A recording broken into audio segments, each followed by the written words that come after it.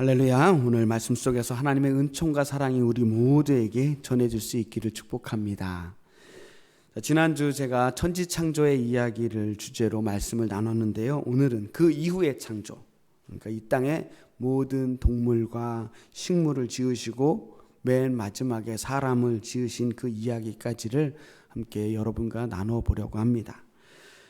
첫째 날 우리가 빛을 만드신 것을 보았습니다. 하나님께서 빛을 만드시고 낮과 밤을 나누셨습니다. 둘째 날 온통 물로 이루어진 세상에 그 가운데 틈을 내셔서 거대한 하늘을 만드셨습니다. 셋째 날에는 땅과 식물들을 만드셨고 넷째 날에는 태양과 달과 별을 만드셨습니다. 다섯째 날에는 물고기와 새를 만드셨고 그리고 여섯째 날에는 동물들과 사람을 만드셨다라고 되어 있습니다. 여러분, 정말 하나님께서 이러한 순서대로 6일 동안 이 모든 것을 뚝딱뚝딱 만드셨을까요?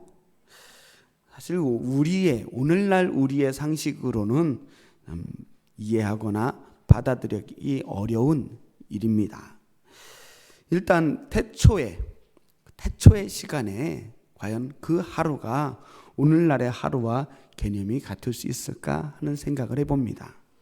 오늘날은 우리가 하루를 12시, 밤 12시부터 다시 하루가 지나서 다시 새로운 밤 12시까지, 그 다음날 밤 12시까지를 하루로 계산하고 있습니다. 또 유대인의 하루는 조금 달랐어요. 유대인들은 저녁 6시, 해가 질 때부터 시작해서 그 다음날 해가 질 때까지를 하루로 잡았습니다. 어찌됐든 간에 모든 세계에서 하루를 계산하는 것은 우리 눈으로 봤을 때 태양이 한 바퀴를 지구를 한 바퀴 도는 것, 그것을 하루로 계산했습니다. 조금 더 과학적으로 설명하자면 지구가 한 바퀴 자전하는 시간이 하루예요.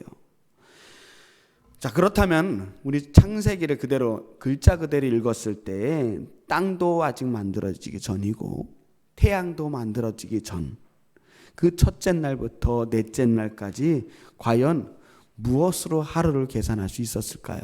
하루의 기준이 없어요. 적어도 그 하루가 지구가 한 바퀴 자전하는 그 24시간은 아닐 것이라는 것이 확실합니다. 그래서 우리가 짐작하건대 이때의 하루는 우리가 시간적인 개념이 아니라 창조의 한 단계를 구분하는 단위가 하루가 아니겠느냐 하고 우리가 짐작할 수 있습니다. 또 사실 창조의 순서도 그렇게 납득할 만하지 않습니다. 땅과 식물들을 먼저 만드신 후에 그 다음에 태양과 달과 별을 만드셨다고 되어 있어요. 이해하기 어렵죠. 태양도 없는데 식물을 만들면 식물이 어떻게 삽니까? 상식 밖의 설명인 거죠. 그런데 고대 근동 지역의 사람들은 태양이나 달이나 별이 오늘날 우리가 생각하는 것처럼 그렇게 거대한 그러한 천체라고 생각하지 않았습니다. 지난번 얘기했듯이 하늘에 궁창이 있었어요. 그리고 그 궁창 너머에 거대한 물이 흐르는데 태양이나 달과 별들도 그 하늘에 흐르는 물에 둥실둥실 떠다니는 반짝이는 어떠한 물체 정도로 생각했던 거예요. 그러니까 모세는 해와 달과 별들이 땅이나 식물들보다 나중에 만들어졌다라고 설명을 하고 있는 거죠. 하지만 오늘날 우리가 봤을 땐 아무리 봐도 비논리적인 것은 틀림없습니다. 또다시 제가 강조하지만 모세가 이야기하려고 했던 것은 과학적인 사실을 우리에게 전달하려고 하는 것이 아니라 메시지를 전달하고 싶은 거예요. 모세가 우리에게 전달하려고 하는 메시지가 뭐냐? 이게 핵심이에요.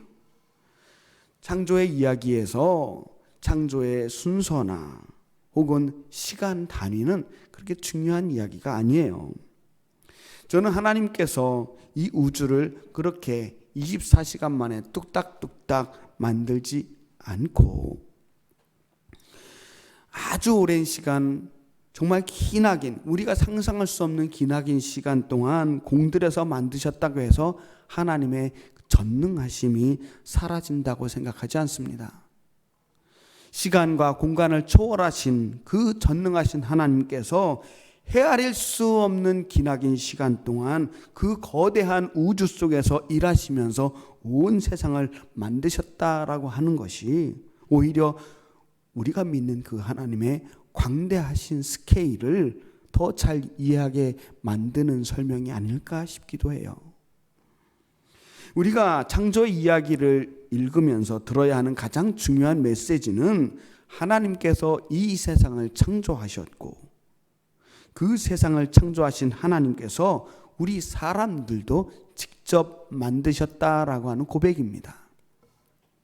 하나님께서는 아주 기쁜 마음으로 이 세상을 창조하셨어요. 하나님께서 그 하루하루 자신이 만드신 그 작품들을 보면서 그때마다 보시기에 좋았더라, 보시기에 좋았더라 라고 고백하고 있습니다. 하나님이 보시기에 좋았다라고 하는 것은 그분이 만드신 그 세계가 만족스러웠다는 거예요. 하나님의 계획대로 이 세상이 하나씩 하나씩 그 만들어지는 그 모든 과정들을 보면서 그때마다 보시기에 좋았다 라고 스스로 평가하시는 거예요. 스스로 보시기에 그 모든 것들이 하나님의 계획에 맞춰서 딱딱 잘 만들어지고 있다는 거죠. 그렇게 하나님께서 만드신 이 하나님의 세상이 조금씩 완성되어 가고 있었습니다. 그리고 마침내 6째 날이 되었어요. 6째 날 먼저 땅에 동물들을 만드셨습니다. 창세기 1장 25절 말씀 볼까요? 하나님이 땅의 짐승을 그 종류대로, 가축을 그 종류대로, 땅에 기는 모든 것들을 그 종류대로 만드시니 하나님이 보시기에 좋았더라. 모든 동물들을 다 만드신 후에 보시기에 참 좋으셨습니다. 그리고 그 모든 것들을 다 만드신, 이 세상의 모든 것들을 다 만드신 후에 창조의 가장 마지막에 사람을 지으셨어요. 지으신 후에 이렇게 말씀하십니다. 지으실 때 이렇게 말씀하십니다. 26절, 27절 말씀입니다. 하나님이 이르시되 우리의 형상을 따라 우리의 모양대로 우리가 사람을 만들고 그들로 바다의 물고기와 하늘의 새와 가축과 온 땅과 땅에 기는 모든 것을 다스리게 하자 하시고 하나님이 자기의 형상 곧 하나님의 형상대로 사람을 창조하시되 남자와 여자를 창조하시고. 사람을 지으셨는데 하나님의 형상대로 사람을 창조하셨다라고 말합니다. 왜 창세기를 기록한 이 사람은 특별히 하나님의 형상대로 사람을 지으셨다라고 고백했을까요? 이 고대 사회에서 섬기는 신들은 대부분 돌이나 금이나 이러한 재료를 가지고 형상을 만들어요. 신상을 만드는 거죠. 그리고 그 형상을 섬기곤 했습니다.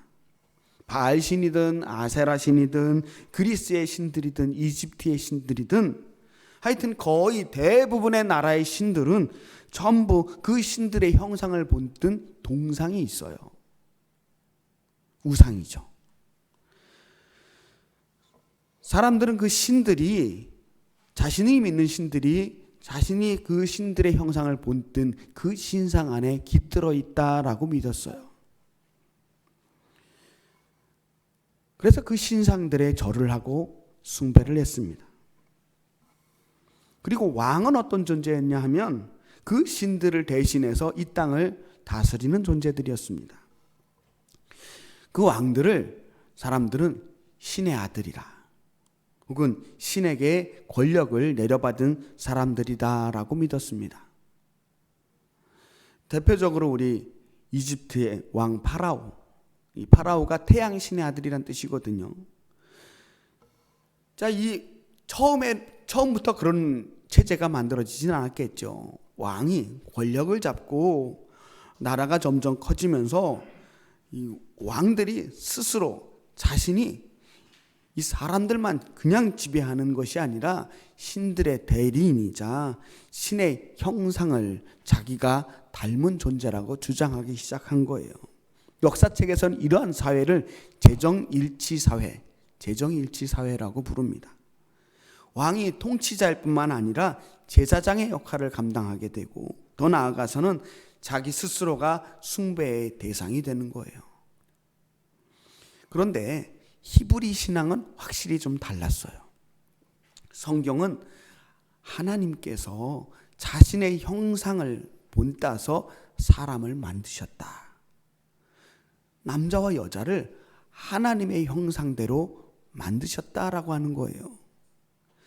특별한 존재, 우리를 다스린 그 왕들만 하나님의 형상을 가지고 있는 것이 아니라 이 땅의 모든 사람들이 다 하나님의 형상을 닮았다라고 하는 겁니다.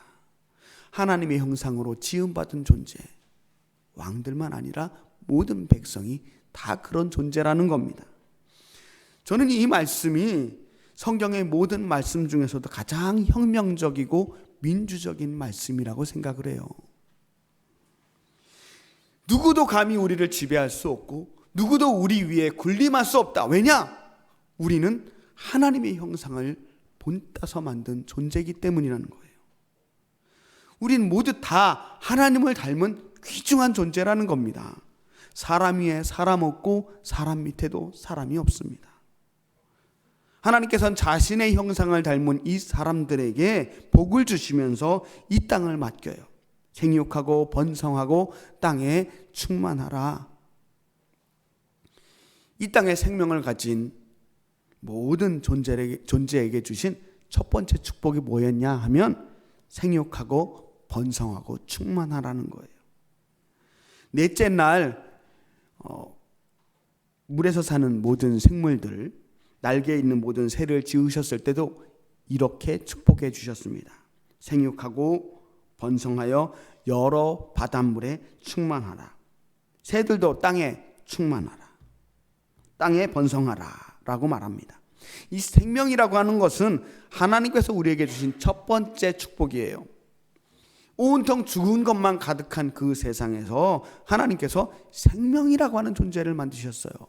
살아있는 것들, 스스로 움직이는 것들을 만드셨어요. 이 생명은 어쩌다 우연의 산물로 만들어진 것이 아닙니다. 하나님의 축복으로 만들어진 거예요. 그래서 이 세상의 모든 생명은 다 귀합니다. 어떠한 생명도 우리가 함부로 대할 수가 없어요. 더군다나 사람의 생명은 더욱더 귀합니다. 모든 사람은 다 하나님의 형상을 닮은 생명이기 때문입니다. 그래서 한 사람 한 사람을 하나님 대하듯 귀하게 여겨야 한다는 거예요. 자식은 부모를 닮습니다. 제 얼굴에는 어머니의 얼굴과 아버지의 얼굴이 아주 기가 막히게 섞여서 이렇게 어머니를 닮은 것 같기도 하고 아버지를 닮은 것 같기도 하게 그렇게 만들어졌습니다. 그래서 제 얼굴에는 부모님의 형상이 담겨 있어요. 제 자녀들에게는 또한 저와 제 아내의 얼굴이 담겨져 있겠죠. 자녀들의 모습을 보면서 그 속에서 우리의 얼굴들을 발견하면 얼마나 신기하고 놀랍습니까?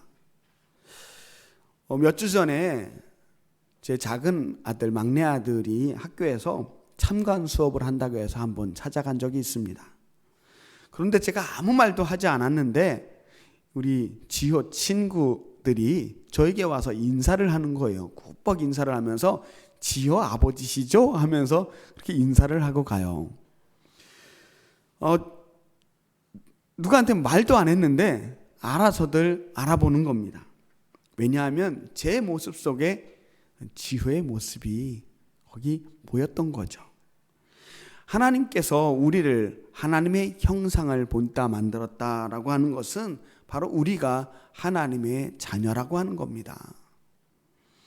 고대 세계의 왕들만 하나님의 아들이 아니라 신의 아들이 아니라 우리들도 모두 하나님의 자녀들이에요.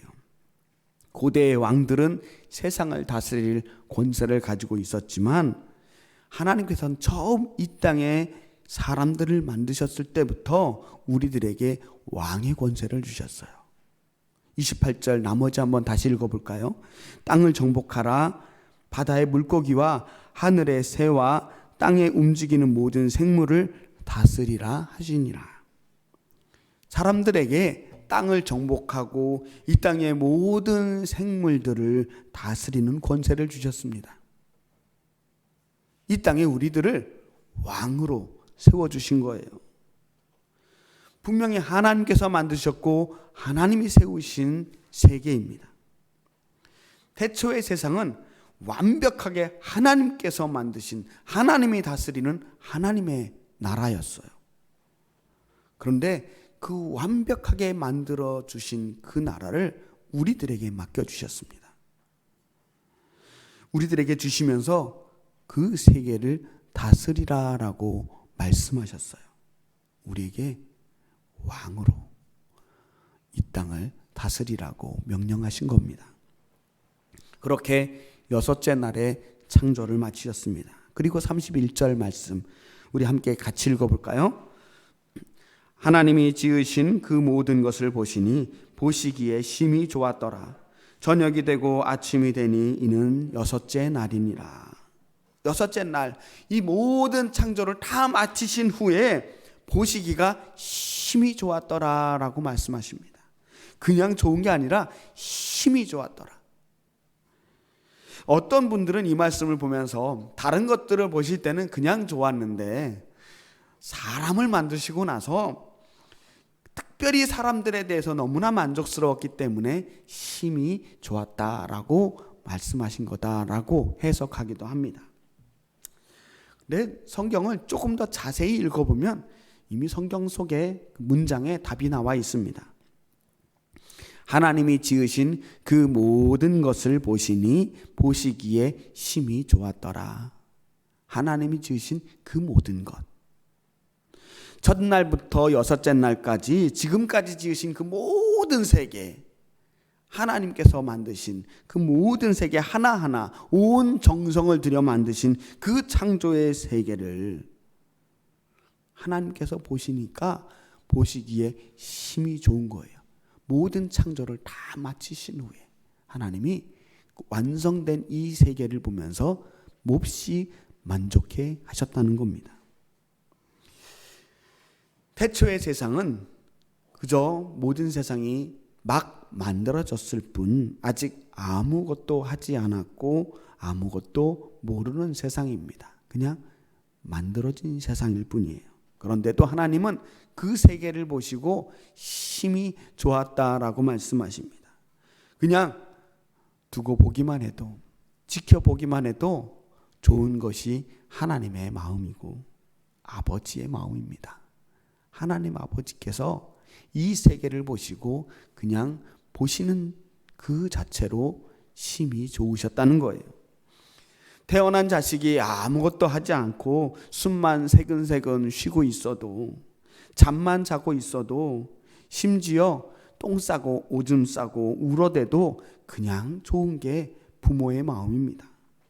자식들이 꼭 뭘 하고 뭘 이루어내서 사랑스러운 게 아니라 그냥 자식이니까 그 자식이 뭘 해도 사랑스러운 거예요. 자식이기 때문에 사랑하는 거잖아요. 그 존재 자체가 우리에게는 사랑인 겁니다.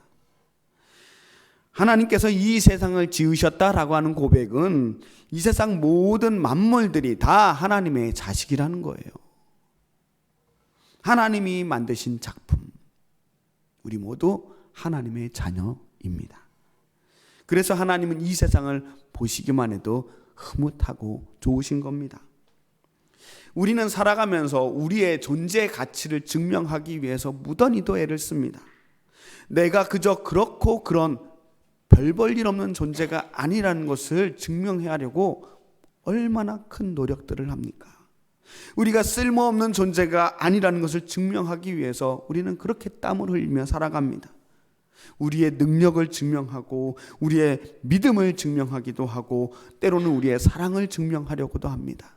어떻게든 나를 증명해내려고 애쓰는 세상이에요.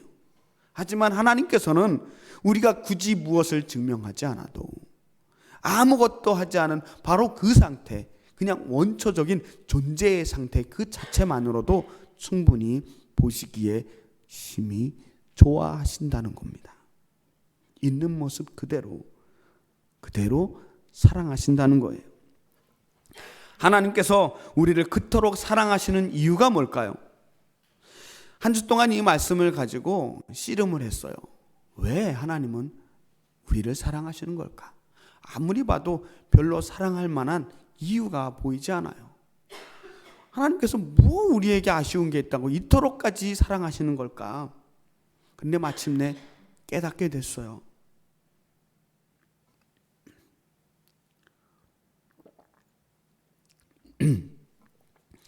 하나님께서 우리를 만들기 위해서 정말로 수고를 많이 하셨던 거더라고요. 저는 그동안 창세기를 참 많이 읽었거든요. 우리가 성경을 읽으면 제일 먼저 읽는 게 창세기잖아요. 창세기 1장은 어떻게든 읽어내잖아요. 그동안 창세기를 그렇게 수없이 읽으면서도 하나님의 수고로움을 읽을 수가 없었어요. 전능하신 하나님이니까요. 그냥 빛이 있으라 하면 딱 빛이 있고, 그냥 물을 나누라고 하면 그냥 딱 나눠지고, 뚝딱뚝딱 6일 만에 하나님께서 이 세상을 그냥 착착착착 만드셨다라고 믿었어요. 그렇게 이해했을 때는 하나님의 수고로움이 느껴지지 않았어요. 뭐 전능하신 하나님께서 뭐 힘이 들으셨겠나 하는 생각이 드는 거죠. 그런데 다시 한번 이 말씀을 읽었어요. 그 6일이 24시간이 6번 모인 그 시간이 아니고 기나긴 우주의 세월 6개의 단계로 이루어진 길고 지루한 창조의 시간이었다면 얘기가 좀 달라지지 않을까 하는 생각이 들었어요. 오직 이 땅에 사람을 만들기 위해서,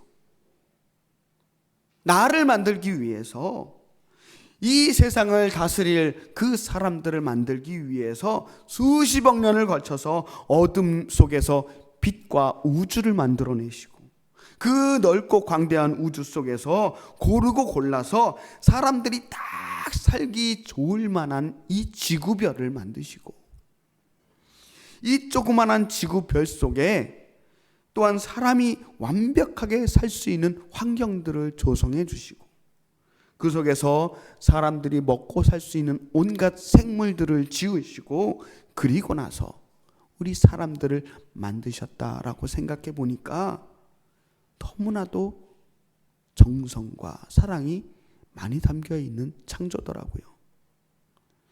여러분, 지구의 온도가 지금보다 6도만 높아지면 지구상의 모든 생명체가 완벽하게 사라진다고 합니다. 지구 온도가 3도만 올라가도 지구상에서 20%에서 50%의 생명체가 사라진대요. 근데 정확하게 이 온도를 맞추신 거예요. 딱 사람이 살기 좋은 이 온도를. 정말이지 한치의 오차도 없이 정확하게 만드신 이 아름다운 세상, 이 세상을 창조하시기 위해서 하나님은 얼마나 수고로우셨을까요? 이 길고 복잡하고 섬세한 이 세상을 창조하시고 6째 날을 마친 다음 하나님께서도 너무나 수고로우셨던 탓에 하나님께서도 안식을 하실 수밖에 없으셨던 것이 아닐까. 그 전능하신 하나님마저도 안식이 필요하셨던 것은 아닐까 말이죠. 그만큼 하나님께서 이 세상을 만드실 때 온 힘과 온 정성을 다하셨다는 이야기예요. 특별히 사람을 만드신 일은 더욱 그렇죠. 창세기 2장에서는 그 사람을 흙으로 빚어서 만드셨다라고 부연 설명을 하고 있습니다. 하나님이 사람을 만드실 때는 대충대충 만드신 것이 아니라, 물론 다른 것들도 마찬가지지만 특별히 사람들을 지으실 때는 대충대충 만드신 것이 아니라 흙으로 작품을 빚어내듯이 아주 정성을 들여서 만드셨다는 거예요. 온 정성을 다해 세심하게 만드신 하나님의 손길을 느낄 수가 있습니다. 수고가 많을수록 더 아끼게 돼요. 공들인 것일수록 더 소중한 겁니다. 인정하고 싶지는 않지만 아무리 아버지가 노력해도 어머니의 모성을 아버지의 부성이 따라갈 수 없습니다. 제가 인정해요. 어머니는 자식을 낳기 위해서 10달 동안 그 생명을 뱃속에 담아서 온몸으로 그 생명을 지켜냈을 뿐만 아니라 자신의 생명을 걸고 그 죽을 것 같은 산고의 고통을 이겨내고 정말 배 아파서 낳은 자식이기 때문에 그렇습니다. 자식에 대한 수고로움이 상상할 수 없을 정도로 더욱 컸기 때문에 어머니의 모성은 그 무엇도 따라갈 수가 없는 거예요. 저는 지난 주간 청소년 영성훈련에 가서 3박 4일 동안 찬양 인도를 하고 왔습니다. 저보다 한 30살씩 차이 나는 그런 젊은이들과 함께, 그 혈기왕성한 젊은이들과 함께 호흡하면서 그들과 함께 찬양한다는 게 생각보다 쉽지 않았습니다. 하루 종일 찬양하다 보니까 목은 다 쉬고 체력이 붙이고 힘이 들었습니다. 기타 치는 손가락도 아프고 피크 잡은 손도 팔도 막 나중에 힘이 빠지고, 나중에는 이 기타를 안고 있으니까 이 목과 허리까지 끊어지도록 아프더라고요. 온몸이 아팠어요. 그런데 찬양 인도를 하면서 아이들이 찬양하는 모습을 보는데 처음에는 딱딱하게 굳어있던 그 아이들의 얼굴이 점점 밝아지더라고요. 마음이 열려지고 함께 찬양을 하면서 은혜 받는 그 모습들을 보면서 저 역시 큰 은혜를 받았습니다. 저뿐만 아니라 함께 섬기는 모든 스태프들도 다 같은 마음이었습니다. 뻔히 가면 고생하는 줄 알면서도 기꺼이 그 길을 가는 사람들이 있어요. 수많은 사명을 감당하는 사람들이 다 그렇습니다. 그 길 가면 힘든 줄 알면서도 기꺼이 그 길을 가는 사람들이 있어요. 왜냐? 그 수고로움 끝에 우리에게 주어지는 기쁨과 감사의 그 맛을 알기 때문이에요. 수고가 많을수록 기쁨도 커지고 사랑도 깊어집니다. 우리들은 모두 하나님의 큰 수고로 만들어진 하나님의 소중한 자녀들입니다. 하나님이 우리를 얼마나 소중하게 여기시느냐 하면 하나님 스스로 우리를 대신해서 죽으실 만큼 우리를 깊이 사랑하십니다. 예수님이 십자가에서 죽으신 것은 하나님께서 우리를 얼마나 사랑하시는지를 몸소 보여주신 사건이에요. 왜냐? 그만큼 우리를 사랑하시고 보시기에 심히 좋으셨기 때문입니다. 우리는 그렇게나 하나님께 사랑받는 존재들입니다. 하나님께서 우리를 위해서 이 온 세계를 만드실 만큼 우리는 특별한 존재들이에요. 하나님께서 우리를 만드셨다라고 하는 이 고백은 우리 자신을 아주 귀하게 여기게 만들어줍니다. 우리는 충분히 존중받아 마땅하고 존재 자체로 충분히 귀한 사람들입니다. 누구도 우리를 함부로 대할 수 없습니다. 우리도 다른 생명을, 다른 피조물들을, 다른 사람을 함부로 대할 수 없습니다. 우리 모두가 하나님의 작품들이기 때문입니다. 물론 우리 스스로도 우리 자신을 그만큼 소중하게 여겨야 합니다. 나라고 하는 이 생명은, 내 생명은 나의 것이 아니라 하나님이 만드신 하나님의 것이기 때문입니다. 또한 하나님께서 하나님의 형상을 따라 우리를 만드셨다라고 하는 고백은 하나님께서 우리를 이 세상을 다스릴 왕으로 세우셨다라고 하는 말입니다. 이 세상을 다스린다고 하는 것은 이 세상을 책임 있게 보살핀다는 말입니다. 하나님께서 맡겨주신 세상이에요. 이 세상을 하나님이 처음 창조하셔서 보시기에 심히 좋았던 그 상태로 계속해서 보시기에 심히 좋은 세상으로 만들고 유지해야 할 책임이 우리에게 있어요. 온 힘을 다해 이 세상을 보살피고 유지해야 할 책임이 있는 거예요. 우리의 모습 속에는 하나님의 형상이 있습니다. 여러분들의 모습 속에도 지금도 하나님의 형상이 있어요. 사람들이 우리를 보면서 우리를 통해서 하나님의 형상을 볼 수 있어야 되지 않겠습니까? 자식을 보면 아버지가 보이듯이 우리를 보면 하나님이 보여야 합니다. 또한 우리는 서로의 모습 속에서 하나님의 형상을 볼 수 있어야 합니다. 서로를 대할 때 하나님 대하듯 하면 모든 문제가 풀려요. 인간관계의 모든 문제는 서로를 하나님 대하듯 하면 세상에 미워할 사람이 없고 세상에 함부로 대할 사람 없고 사랑을 굳이 애써 실천하지 않아도 됩니다. 하나님을 사랑하는 사람은 사람을 사랑할 수밖에 없어요. 우리 안에 계시는 하나님을 다른 이들에게 보여드릴 수 있는 그러한 성도들이 되시기를 축복합니다. 우리의 얼굴과 우리의 말과 행실을 통해서 우리 안에 있는 하나님의 영광을 널리 드러낼 수 있는 저와 여러분이 되시기를 주님의 이름으로 축원합니다. 기도하겠습니다.